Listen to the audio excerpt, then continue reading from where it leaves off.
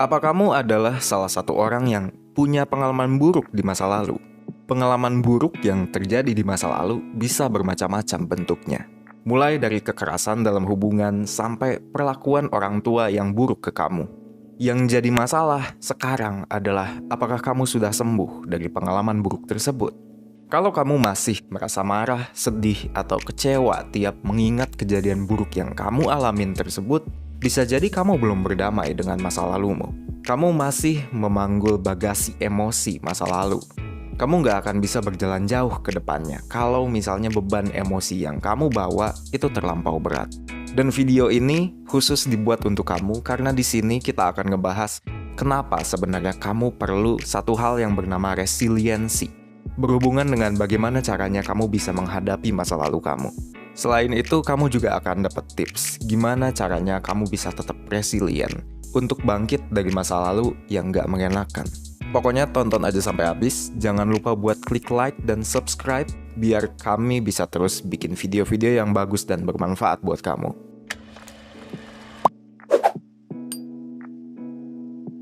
Tahu nggak, manusia itu sebenarnya memang punya kecenderungan untuk lebih mengingat pengalaman negatif dibandingkan pengalaman positif. Bagaimana ini bisa terjadi? Sebenarnya sudah dijelaskan oleh Roy Baumeister, seorang profesor di bidang psikologi sosial dari Florida State University. Menurut Baumeister, emosi negatif, orang tua yang buruk, feedback buruk, itu punya dampak lebih besar daripada emosi orang tua dan feedback positif. Begitu juga dengan kesan dan stereotip buruk, itu akan lebih mudah terbentuk dan lebih susah buat dipatahkan kalau misalnya dibandingin dengan yang positif.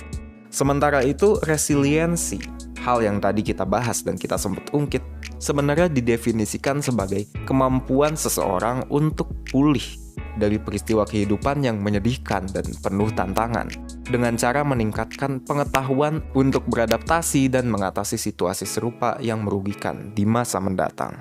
Nah, individu membutuhkan resiliensi untuk bisa menyembuhkan diri dari segala pengalaman negatif beserta emosi negatif yang kadang-kadang kebawa sampai sekarang. Selain itu, resiliensi juga bisa membantu kamu untuk belajar dari kesulitan yang pernah kamu hadapi. Alih-alih terpuruk karena masalah tersebut, dengan resiliensi kamu jadi bisa memanfaatkan kesulitan yang pernah kamu lewatin sebelumnya itu sebagai kesempatan untuk apa? Untuk berkembang. Dan kamu dikatakan sudah mencapai resiliensi. Kamu adalah orang yang resilient kalau misalnya kamu bisa bangkit kembali dari keterpurukan dan mampu berfungsi kembali secara normal serta menjalankan tugas perkembangan. Atau bahasa sederhananya, kamu udah mengalami kesulitan dan ada di fase yang rendah dalam hidup, tapi kamu tetap sukses beradaptasi dengan hal-hal tersebut. Terus, emangnya kenapa nih kita harus menjadi individu yang resilient? Ada beberapa penyebabnya. Yang pertama, resiliensi ini bermanfaat untuk kesehatan, bukan hanya untuk kesehatan mental, tapi juga untuk kesehatan fisik. Sebuah penelitian jangka panjang telah membuktikan bahwa resiliensi itu merupakan faktor yang melindungi seseorang dari penyakit kronis dan depresi. Dengan resiliensi, kamu nggak kewalahan jadinya menghadapi pengalaman-pengalaman negatif. Semua terasa masih tetap under control. Kamu juga bisa mengumpamakan resiliensi ini sebagai tameng. Nah, tameng ini bisa mencegah dampak-dampak psikologis yang datang setelah hal-hal buruk terjadi di dalam hidup kamu. Tentunya, kalau misalnya dampak psikologis bisa dikurangin, depresi, kecemasan, dan masalah-masalah mental lainnya bisa lebih dicegah. Dan jangan salah juga, kesehatan mental ternyata sangat-sangat berkaitan dengan kesehatan fisik. Makanya tadi aku mention kesehatan fisik. Karena individu dengan gangguan kesehatan mental dan penyalahgunaan obat itu beresiko tinggi banget kena gangguan kesehatan fisik. Kondisi mental yang gak sehat juga bisa ngebuat kamu gak aktif dan hidupnya jadi sedenter, jadi diem-diem aja gitu, bahasa gampangnya. Udah gitu biasanya kamu akan makan-makan yang gak sehat, akibatnya apa? Obesitas. Seperti yang kita sama-sama tahu juga, obesitas itu bisa memicu banyak banget penyakit fisik, kayak tekanan darah tinggi misalnya, penyakit jantung, diabetes, dan lainnya. Oke, itu poin yang pertama. Poin yang kedua, menjadi resilient itu bisa mengurangi kecenderungan terlibat berperilaku resiko. Seperti misalnya, minum alkohol berlebihan, merokok, penggunaan narkoba, dan perilaku beresiko lainnya. Ini masih berhubungan dengan alasan sebelumnya sebenarnya. Kalau misalnya kamu punya resiliensi, kondisi kesehatan mental kamu akan oke. Kalau misalnya kesehatan mental kamu oke, resiko kamu untuk terlibat perilaku beresiko itu lebih rendah. Udah pernah disebutin juga di sebuah jurnal ilmiah, kalau misalnya orang yang resilient itu punya status kesehatan mental yang baik, punya keterampilan regulasi diri yang baik. Bahasa gampangnya dia lebih mudah mengontrol diri. Dan biasanya dukungan orang tua juga lebih baik, harga diri juga lebih baik, dan kemungkinan kecil untuk terlibat perilaku berisiko seperti penyalahgunaan obat itu juga lebih kecil. Nah, itu alasan yang kedua. Yang ketiga, lebih siap menghadapi masa depan. Resiliensi adalah kemampuan untuk fleksibel menghadapi hal-hal yang enggak kamu inginkan dan mendorong kamu untuk memberikan yang terbaik dari yang kamu punya seberat apapun hidup yang sedang atau pernah kamu alami.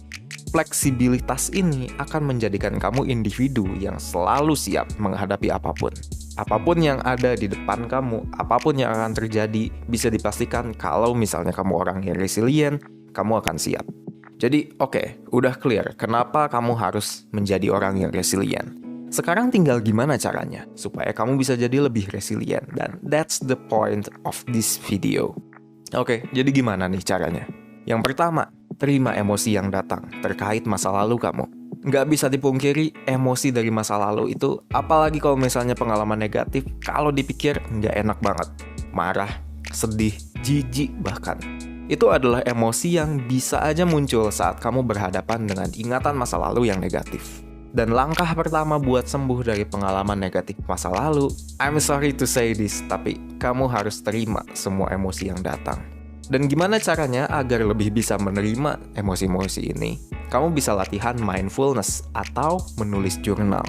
Jurnal di sini bukan jurnal penelitian, jurnal di sini lebih mirip ke diary. Praktek mindfulness ini bisa melatih diri kamu untuk terbiasa menerima emosi. Emosi ini akan kamu terima apa adanya tanpa judge, tanpa penghakiman. Mindfulness juga bisa melatih fokus kamu ke momen di sini dan sekarang sehingga mencegah kamu terlalu overthinking dan terlalu mencemaskan kejadian masa lalu dan kejadian masa depan. Sementara dengan menulis jurnal, kamu bisa lebih peka sama emosi-emosi yang datang dan kamu juga jadinya bisa menuangkan respon-respon atas emosi yang datang itu dengan lebih bebas, lebih aman, tidak melukai orang lain, dan pastinya lebih sehat untuk mental health kamu. Di mana? Di buku jurnal tersebut. Jadi luangin aja waktu kamu 10-15 menit satu hari, praktekin mindfulness, belajar meditasi, tulis jurnal. Buat awal mungkin nggak harus setiap hari, let's say dalam 1 minggu, kamu skip 1 hari, jadi 2 hari sekali. Lakuin ini dan jadikan ini sebagai kebiasaan. Tujuan intinya, tujuan utamanya adalah recovery dari masa lalu kamu. Oke, itu yang pertama. Yang kedua, terima perubahan yang terjadi. I'm sorry to say this, tapi kamu harus menerima apapun yang sudah terjadi. Nggak ada caranya buat kamu kabur dari itu. Ada kalanya emang kesulitan atau pengalaman buruk yang terjadi ngebawa perubahan ke hidup kamu. Misalnya kamu baru aja keluar dari hubungan yang abusive. Kamu misalnya disakiti berkali-kali secara fisik, secara mental, melalui serangan fisik, melalui serangan verbal sama pasangan kamu. Ya, perubahan paling cepatnya adalah kamu kehilangan pacar. Perubahan lain yang mungkin terjadi, kamu merasa kepercayaan diri kamu turun. Setelah berada di dalam toxic relationship sekian lama, kamu ngerasa bersalah. Kamu merasa bahwa itu adalah salah kamu terjebak di dalam sebuah toxic relationship.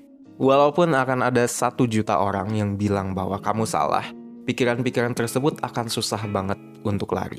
Jadi, saran aku yang paling bisa aku kasih adalah, ya udah, terima aja dulu apa adanya perasaan-perasaan yang muncul, tanpa bias-bias yang bisa muncul dari masa lalu kamu sendiri.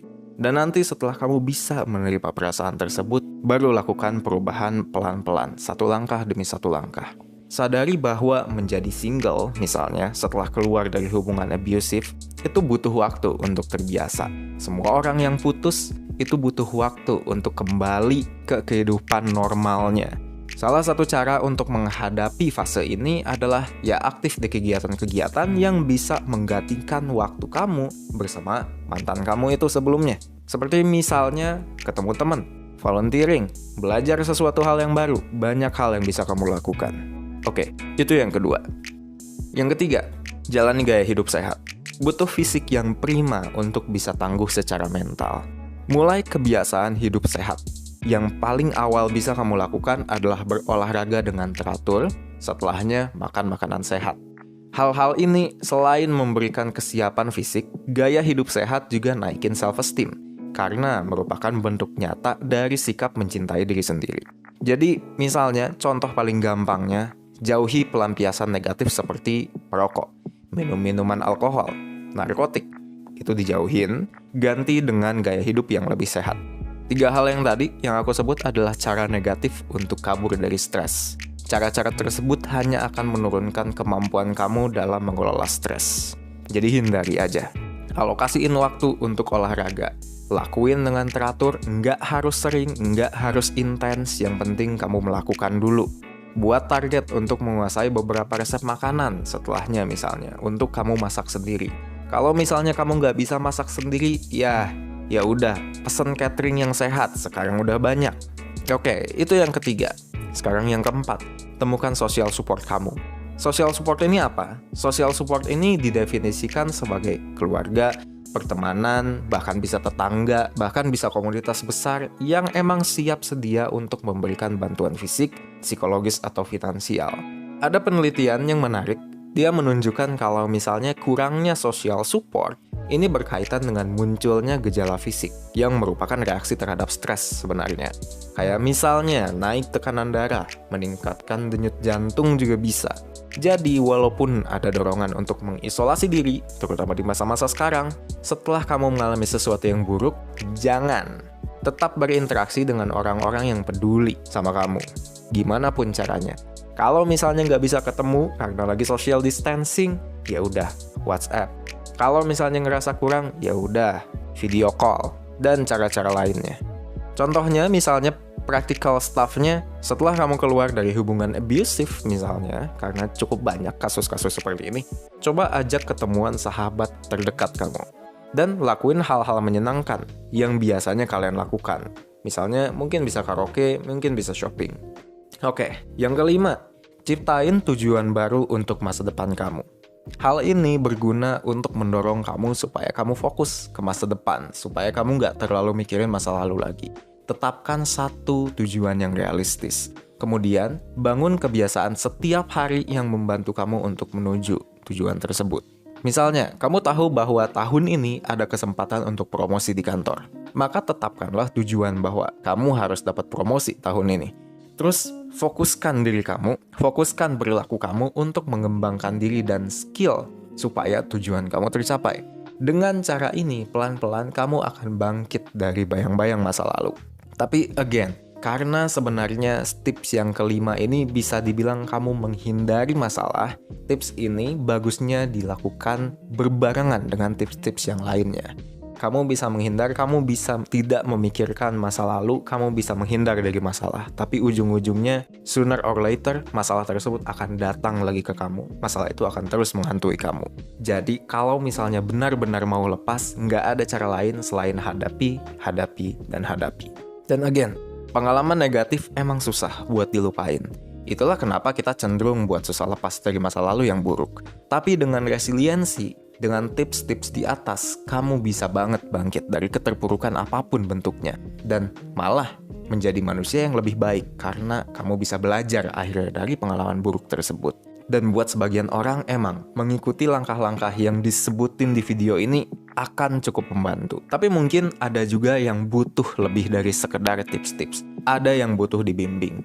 Kalau misalnya kamu butuh bantuan profesional untuk mencapai resiliensi, untuk menjadi orang yang resilient, kamu bisa daftar program mentoring dari 1%. Link untuk pendaftarannya udah gue taruh di description box. Tinggal klik dan mentor-mentor dari 1% siap mendampingi kamu untuk bangkit dari masa lalu yang buruk. Harapannya dengan mentoring, kamu bisa mulai proses berkembang jadi manusia yang lebih baik. Oke, segitu aja dari gue Vicky. Thank you for watching. See you in the next video.